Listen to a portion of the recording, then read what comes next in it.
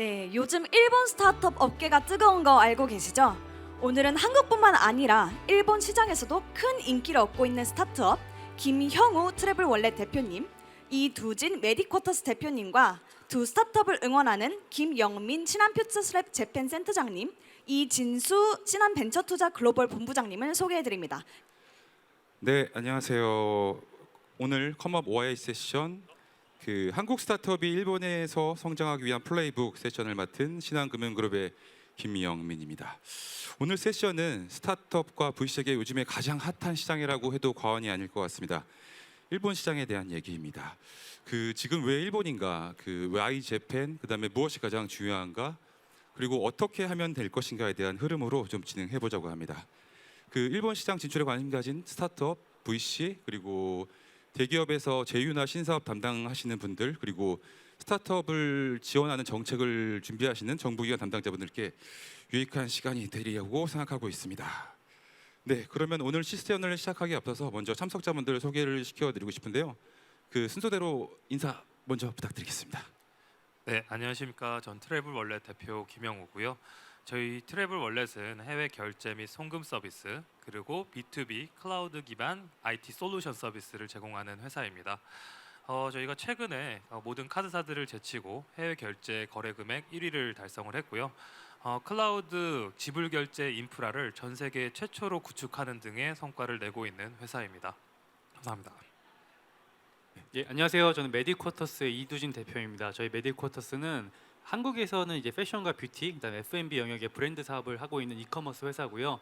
또 3년 전에 20년도에 일본의 누구라는 일본 인플루언서 패션 커머스 플랫폼으로 저희가 진출을 해서 지금 현재 마켓시어 1위를 달리고 있습니다. 네, 안녕하세요. 저는 신한벤처투자에서 글로벌 투자를 맡고 있는 이진수라고 합니다. 반갑습니다. 네, 모두 바쁜 시간 중에 감사드립니다. 첫 번째 질문 제가 트래블월렛의 김영우 대표님께 좀 드리고 싶은데요. 요즘에 일본 출장 다니시고 준비하시면서 좀 느끼는 트렌드라든지 어떤 느낌이 있을까요? 그런 좀 느끼시는 것에 대해서 한번 말씀 부탁드리겠습니다. 네, 요즘 출장을 일본을 굉장히 자주 가고 있어요. 근데 항상 느끼는 게 일본에 가면은 한국 사람 반, 일본 사람 반인 것 같아요. 그래서 한국 사람들이 굉장히 많고 또 한일 양국 관계가 굉장히 좋아지고 있구나. 사람들과 대화를 해보면 그런 것들을 정말 많이 느끼고 있습니다. 저희가 왜 이제 일본 시장을 좀 진출을 하냐면요. 사실 모든 한국 회사들이 우리나라의 작은 시장 규모 때문에 해외 진출을 다 목표로 하고 있고요. 그리고 그랬을 때 일본 시장은 사실상 선택이 아니라 필수로 보고 있습니다. 굉장히 큰 시장 규모와 그리고 넓은 굉장히 열려 있는 시장 개방성 그리고 지리적인 이점 이런 것들을 감안을 했을 때 굉장히 메리트가 있는 해외 진출 목표지라고 생각을 합니다. 네, 말씀 감사합니다. 이어서 최근에 한국과 일본에서 국가적으로 처음으로 스타트업에 투자하는 펀드를 만드신 신한벤처투자 이진수 상무님께 아마 펀드 준비하시면서 시장 조사도 많이 하셨을 거고 되게 하셨을 텐데 일본 시장의 매력이라고 할까요? 그게 어떤 게 좀 있을까요? 네, 저희가 현재 2천억 규모의 펀드로 해외 스타트업 직접 투자 그리고 일부 해외 펀드 출자 업무를 하고 있습니다. 지난주에 저희가 출자한 벌텍스라고 하는 테마셋 거기 연례 회의를 다녀왔는데요. 거기서도 주요 어젠다 중 하나가 일본 스타트업 투자가 내년부터 추가가 되는 그런 걸 볼 수가 있었습니다. 그래서 일본 스타트업에 대한 관심이 한국뿐만 아니라 글로벌 투자자들 사이에서 매우 높다는 걸 느낄 수가 있었고요. 지금 화면 보시면 아시겠지만 사실 일본이 스타트업의 불모지로 지난 수년간 여겨졌습니다. 근데 최근 한 5년 사이에 스타트업 투자 규모가 3조에서 한 8조 원 규모로 큰 폭으로 성장한 것을 보실 수가 있고요. 특히 2022년 같은 글로벌 매크로가 악화된 그런 상황에서도 일본 스타트업 시장에 대한 투자는 지속 강화되고 있다는 걸 볼 수가 있습니다. 그리고 이 배경에는 일본 정부 기시다 총리의 스타트업 육성 5개년 계획이 있습니다. 스타트업 10만 개, 유니콘 100개, 스타트업 투자 100조 원을 2027년까지 달성하는 것을 정부가 기조로 삼고 있고요. 여기 이제 부응을 해서 대기업들도 막대한 유보금을 활용을 해서 CVC 펀드들을 만들고 또 스타트업 투자를 활성화하고 있습니다. 일본 스타트업 생태계 특이한 점이라고 보면 60%가 대기업, 금융기관을 포함한 대기업들의 CBC가 60%를 차지를 하고 있습니다. 그래서 이런 대기업들이 스타트업 투자를 하고 또 그 스타트업 사업을 직접 지원하고 육성하는 이런 생태계가 빠르게 확장하는 것을 볼 수가 있습니다. 그리고 마지막으로는 그 투자자 입장에서는 회수를 생각하지 않을 수가 없는데요. 일본의 IPO 시장 역시 투자 매력도를 높이는 그 요인 중에 하나입니다. 사실 뭐 동남아나 타 국가 대비 유동성이나 IPO 마켓이 작은 것이 회수에 어려움을 겪는 그런 국가들이 있는가 하면 일본은 세계 5위 시장에 주식 시장을 가지고 있고 또 IPO 제도가 매우 용이합니다. 시가총액이 5억 엔, 약 우리나라 45억 원 정도가 되면 그로스 시장에 상장을 할 수가 있습니다. 그래서 이런 낮은 IPO 허들 역시 투자 매력도를 높이는 큰 매력이 아닌가 생각을 하고 있습니다. 네, 뭐 이 부분은 뒤에 자세히 시간이 되면 말씀드리겠지만 신한금융그룹 역시 그래서 한국 스타트업의 일본 진출뿐만 아니라 일본 스타트업의 투자 및 한국 동남아 시장으로의 진출을 지원하는 다양한 프로그램들을 여기 계신 김영민 팀장님이 진행하고 있다는 것을 보여주는 장표가 될 것 같습니다.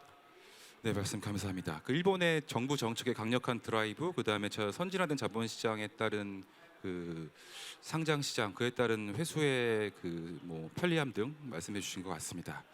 다음으로는 그 아까 말씀하신 패션 플랫폼 관련해서 제가 좀 질문을 드리고 싶은데요. 이준희 대표님, 그 제가 알기로는 뭐 한국에 있는 그런 BTS나 아이돌들 일본에서 인기 굉장히 많은 걸로 알고 있습니다. 근데 패션이 일본에도 진짜 인기가 있는 건지는 제가 잘 몰랐는데 실제로 현장에서 보실 때 진짜 인기가 있고 어떤 분위기인지 한번 말씀 부탁드려도 될까요?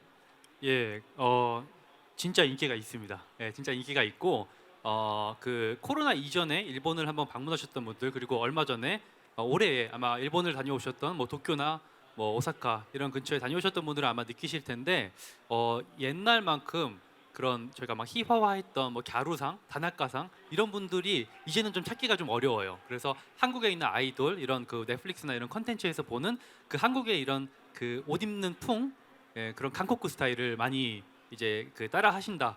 많이 그게 이제 전파가 됐다라는 생각을 하고요. 그래서 저희 누구라는 플랫폼도 그 일본에 있는 주로 인플루언서들과 그런 지금 이제 한국화된 그런 일본의 가장 트렌디한 그런 스타일들을 저희가 보여주는 플랫폼인데 예.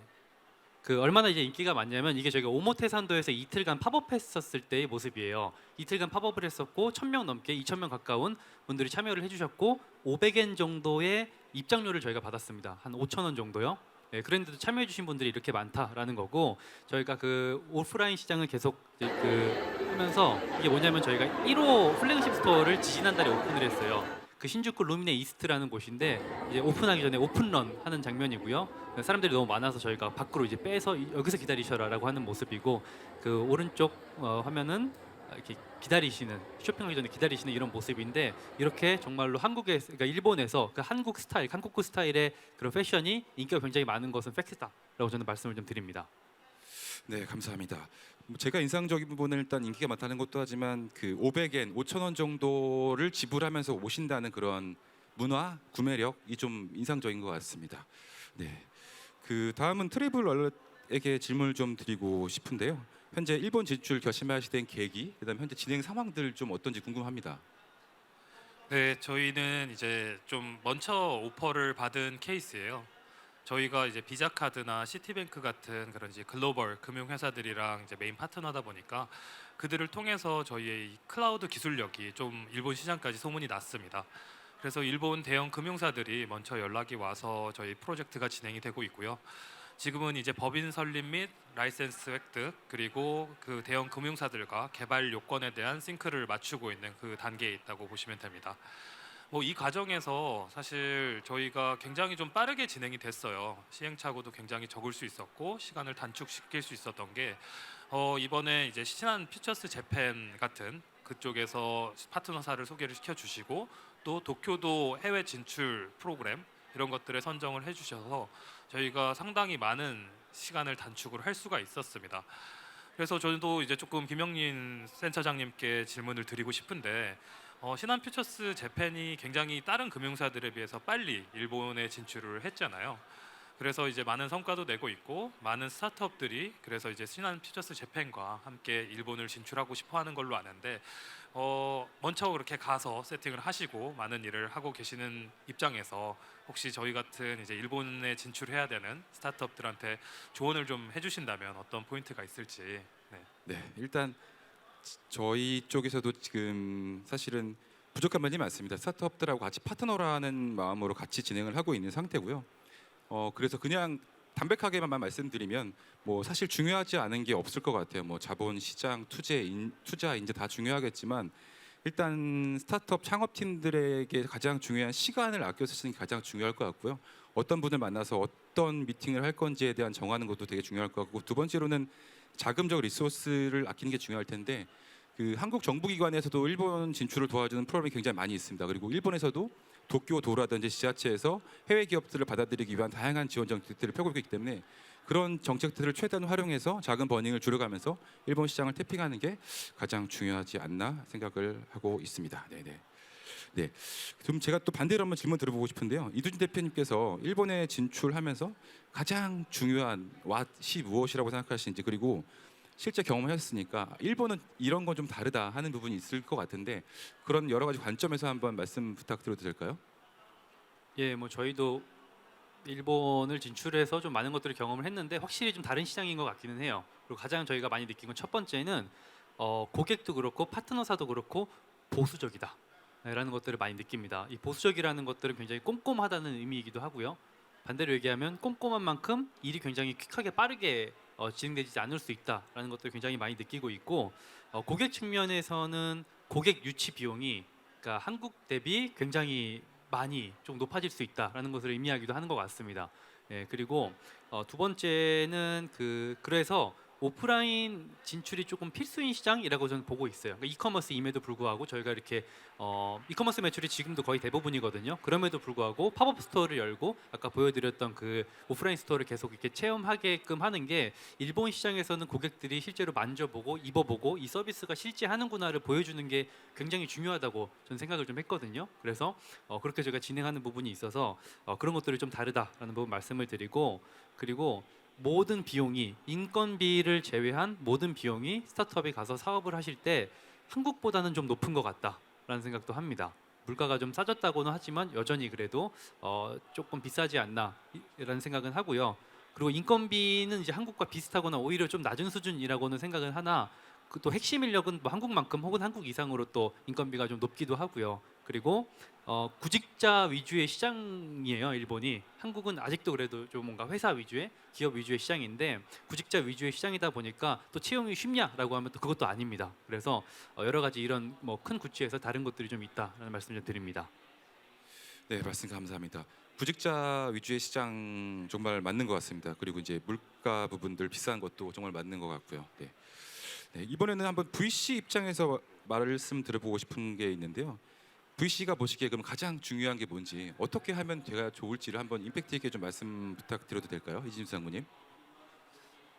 B2B와 B2C로 나눠서 생각해 볼 수 있을 것 같습니다. 앞에 이두진 대표님도 말씀 주셨지만 B2B의 경우에는 그 잠재 고객사가 될 대기업 또 중견 기업들하고 관계 구축을 하는데 한국보다 훨씬 더 오랜 시간이 소요되고 거쳐야 될 절차가 복잡하고 많다는 것이 공통된 의견들이었습니다. 그래서 너무 조급한 마음 갖지 말고 좀 여유로운 마음으로 길게 보고 진출을 하시는 게 맞지 않을까 싶고요. 일본에는 콜드콜이나 콜드메일 같은 문화가 없어서 저희가 한국, 뭐 미국, 뭐 동남아 이런 국가에는 적극적으로 영업하는 것이 어떻게 보면 뭐 최선의 전략이라고 하는데 일본은 오히려 그게 마이너스가 될 수 있는 시장이고, 그것보다는 첫 고객을 잘 유치해서 좋은 레퍼런스를 쌓고 그것을 조금씩 확장해 나가는 그런 레퍼런스를 구축해 나가는 그런 전략이 더 의미 있지 않을까 이렇게 생각을 합니다.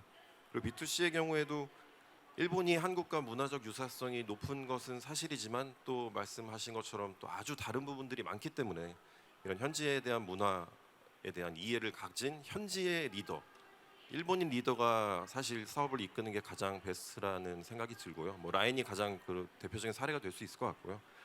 처음부터 현지인 리더를 채용하기가 쉽지 않다면 현지의 좋은 파트너를 만나셔서 영업 전략을 처음부터 같이 구축해 나가는 것이 좋지 않을까 이렇게 생각을 합니다. 네, 말씀 감사합니다. 스타트업들도 뭐 크게 나누면 B2C랑 B2B로 나눌 수 있을 것 같고요. 이 자리에 계신 분들도 B2B 사업을 하시는 분도 계실 거고 B2C 사업을 하시는 분도 계실 겁니다. 그런 관점에서 좀 좋은 말씀이었던 것 같고요. 이번에는 그럼 필드에 계시는 우리 B2B라고 볼 수 있죠. 트래블러스는 B2B 관점에서 한번 들어보고 싶은데요. 지금 현재도 그 도쿄도의 어떤 지원 정책에 선발되셔서 보조금을 받으면서 그 법인 설립이라든지 그런 것들을 진출을 도움받고 계시기도 하고 그런 관점에서 일본에 있는 다양한 대기업 또는 금융권들을 만나서 실제로 비즈니스 얘기를 하고 계시는데 그 관점에서 그러면 어떤 식으로 좀 진행이 되고 있는지랑 또 하나 궁금한 게 저희는 기술 기업인데 일본에서는 아무래도 이제 DX 기술들이 한국보다는 그 상호 보완적이어서 진출할 틈이 많다라고 저희가 들은 기사에서 본 바가 있는데 그럼 그 관점에서는 어떻게 생각하시는지 두 가지 점에 한번 여쭤보고 싶습니다. 저는 이제 IT나 소프트웨어 경쟁력 쪽에서는 한국이 그래도 굉장히 세계적인 수준에 올라와 있지 않나 생각을 합니다. 그리고 이제 상대적으로 일본은 조금 저희 나라보다는 아직 발전이 덜 된 단계라고 좀 생각을 하고 있고요. 이런 부분에 대해서 일본도 조금은 이제는 받아들이고 그 이제 우리나라의 우수한 기술 기업들을 많이 인바이트를 해서 기술적인 격차를 없애는 데 집중을 하고 있는 걸로 알고 있습니다. 그래서 최근에는 뭐 제가 몇 년 전까지만 해도 한국이 아무리 좋은 기술을 가지고 있다고 해도 그들이 그렇게 귀 기울여 듣지 않았었는데 굉장히 분위기가 많이 바뀌었다고 들었고 저도 굉장히 많이 느끼고 있습니다. IT라든지 소프트웨어 쪽에서는 한국이 기술적인 우위가 있다라는 거를 인정을 하시는 파트너사들이 굉장히 많고요. 그렇기 때문에 상대적으로 저희의 기술을 설명을 해드리고 했을 때 굉장히 쉽게 이제 받아들이십니다. 저희뿐만 아니라 많은 한국의 이제 기술 기반 스타트업들이 사실 일본에 갔을 때 이런 것들을 많이 같이 느끼실 수 있을 거라고 저는 생각을 하고 있습니다. 그런데 이제 조금 조심해야 되는 포인트는 분명히 있는 것 같습니다.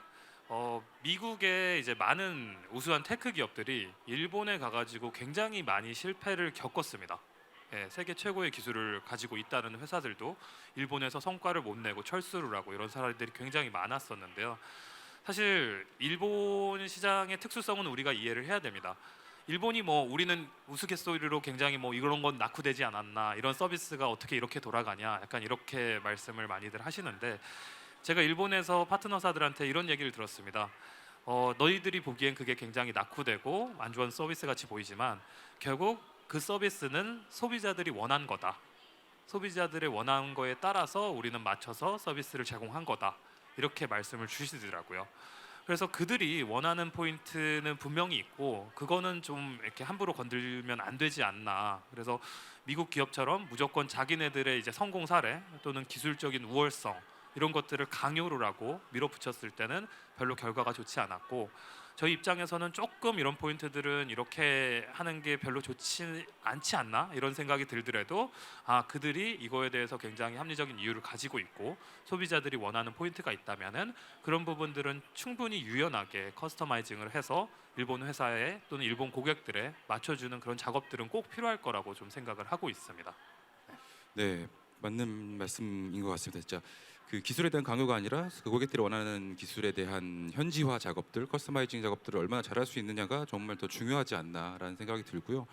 그런 관점에서 저희 메디쿼터스 누구 인플루언서 플랫폼은 그래도 조금 빠르게 진출하셔서 그래도 어느 정도의 그 성장 궤도를 그리고 계시고 실제로도 인기가 굉장히 많고 아까 봤던 신주쿠 루미네도 그렇고 굉장히 인기 많은데 그러면 먼저 진출하신 선배 기업이랄까요? 뭐 그런 관점에서 레슨런드 관점에서 우리 이런 거 배웠었고 우리 성공 요인은 뭐고 이런 것들 좀 자랑하실 부분 있으면 자랑도 해주시고 아니면 좀 조언이랄까요? 그런 것들 좀 한 말씀 부탁드려도 될까요? 예, 우선 아직 성공하진 않았고요. 네, 성공을 향해서 열심히 달려가고 있습니다. 이 정도로 만족할 수는 없고, 그럼에도 불구하고 저희가 어쨌든 3년 전에 일본 진출을 해서 좀 느낀 점들을 레슨런을 굳이 말씀을 좀 드리자면. 아까 김용희 대표님께서 말씀하신 거랑도 좀 유사한 부분인데 결국은 현지화를 얼마나 잘하느냐가 그 나라에서 얼마나 큰 폭으로 성장하느냐의 결부가 되는 것 같아요. 아까 제가 말씀드린 K-패션이 일본에서 정말 인기 많은 것도 맞고 K-뷰티도 인기 있는 건 많은데 정말 K-패션의 수출만으로 저희가 그 일본에서 달성할 수 있는 그런 마켓 쉐어가 얼마나 될까라고 보면은 저는 아직도 굉장히 미진한 수준이라고 생각을 하거든요. 한국에서 IT 기술 그리고 조금 더 이커머스 측면에 대해서는 약간 더 빠른 그런 뭐 BM이나 이런 그 사업 구조를 가지고 일본에 얼마나 잘 현지화하느냐가 결국 얼마나 큰 폭으로 성장하느냐에 굉장히 조금 영향을 많이 미치지 않나라는 생각을 하고 있고요. 제가 왜 이 말씀을 드리냐면 일본 시장 그 전 세계에서 사실 일본을 이렇게 그 쉽게 생각하는 나라가 몇 없잖아요. 네, 굉장히 큰 경제 대국인데 몇 없는데 그 중에 하나가 이제 한국인들인 것 같고요. 그래서 내가 미국에 진출해, 혹은 뭐 유럽에 진출해라고 할 때는 이미 각오를 굉장히 단단히 하십니다. 나 이거 준비해야 되고 영어도 해야 되고 뭐 독일어도 해야 되고 이렇게 막 굉장히 준비를 많이 하시는데 일본은 그러진 않으신 것 같아요. 그냥 뭐 쉽게 갈 수 있지 뭐 이렇게 생각을 하시고 가시는데 저는 그러면 초기에는 조금 속도가 빠를 수 있지만 그 일정 부분을 넘어가기까지는 굉장히 전 불가능하다라고 생각을 합니다. 실제로 굉장히 많이 다르기도 하고요. 그래서 저는 현지화가 반드시 필수이다라는 생각을 하고 그래서 저희도 일본인 리더가 굉장히 중요하다. 그러니까 한국에서의 그런 운영 경험, 그다음 IT 이런 것과 그러니까 한국인 리더와 일본인 리더의 그런 그 오퍼레이팅 이런 것들을 현지 문화를 알고 고객들을 알고 이런 것들을 잘 믹싱했을 때 밍글했을 때 저는 그 효과가 배가 된다라고 생각을 하고요. 그래서 일본인 리더가 반드시 조금 필요한 시장이다라고 좀 보이고 저희는 이제 인수를 통해서 그것들을 해결을 해서 한국 쪽, 일본 쪽 리더가 굉장히 밍글을 잘하면서 간다고 저는 생각을 하고 있거든요. 그래서 그런 것들이 중요하다라고 생각을 하고 또 그 저희가 아까 보여드린 누구가 어쨌든 지금까지는 잘 올라올 수 있었던 이유 중에 하나가 저는 현지화라고 결국은 생각을 해요. 저희가 그 누구라는 플랫폼 내에서 K 브랜드를 판매하는 경우는 거의 이렇게 많지 않거든요. 그러니까 한국 스타일을 판매를 합니다. 그러니까 한국구 스타일을 일본 인플루언서들과 연결해서 이제 판매를 하는 것이고요. 그 K 패션의 수출로 저희가 접근을 하지 않았거든요. 그리고 이런 것들이 앞으로 저희가 지금의 10배, 20배, 50배, 100배 성장할 때도 굉장히 유효한 전략일 거라고 저는 생각을 좀 합니다. 네, 말씀 감사합니다. 역시 현지화 전략이 굉장히 중요한 것 같고 그 현지를 누가 세팅할 거냐에 대한 문제들도 이제 중요한 요소라고 생각됩니다. 그 아까 저희가 그 좀 못 들은 얘기가 있는 것 같아가지고 제가 질문을 또 반대로 좀 드려볼게요. 아까 펀드 얘기를 저희가 잘 못 들은 것 같아서 그 시간이 지금 거의 다 돼가서 그 이진수 상무님 저희 펀드를 소개한다면 조금 더 구체적으로 좀 어떤 펀드일지 설명을 좀 부탁드려도 될까요? 예, 이번에 그 신한벤처 투자에서 일본의 투자 건수, 투자 규모로 1위인 글로벌 브레인하고 코지피 펀드를 결성 중에 있습니다. 그래서 엔화 펀드이고 일본에 등록되는 VC 펀드이고요. 타겟 사이즈는 한 50억엔, 뭐 500억 원 정도로 결성을 추진 중에 있습니다. 내년 초부터 투자 검토가 가능할 거로 보고 있고요. 투자 대상은 70%는 일본의 시드 스테이지 초기 스타트업, 딥테크, AI, 사스, 컨텐츠 분야에 주로 이제 타겟을 할 예정에 있고요. 30%는 한국 스타트업 중에 스테이지 무관하게 일본 진출을 계획 중이거나 일본 사업을 하고 계신 그런 스타트업들을 대상으로 해서 투자를 할 계획이 있습니다. 그래서 요 신한 GB 펀드는 뭐 투자뿐만 아니라 투자 후에도 또 글로벌 브레인이 일본 내 LP 대기업 네트워크가 워낙 많기 때문에 또 신한 퓨처스랩과 함께 육성을 실질적으로 도와주는 그런 다양한 프로그램들을 지금 준비하고 있습니다. 그리고 최근에 저희 글로벌 브레인은 뭐 지난 6, 7년간 한국 스타트업을 꾸준히 투자를 해왔던 하우스이기도 하고 헤드라인이라든지 DNX라든지 최근 일본 VC들도 한국 스타트업 투자를 앵글을 추구하는 곳들이 늘어나고 있거든요. 그래서 만약 일본 진출에 관심이 있는 스타트업이라면 이런 일본 VC 투자를 받는 게 어떻게 보면 가장 좋은 진출 전략이 되지 않을까 이렇게 생각을 하고 있습니다. 네, 말씀하신 것처럼 저희뿐만 아니라 다른 쪽에서도 스타트업 일본 쪽으로 투자하는 펀드들을 만들고 자본들이 점점 늘어나는 그런 모습들도 있는 것 같습니다. 네, 그 저희 이제 세션 시간이 거의 다 되어가서요.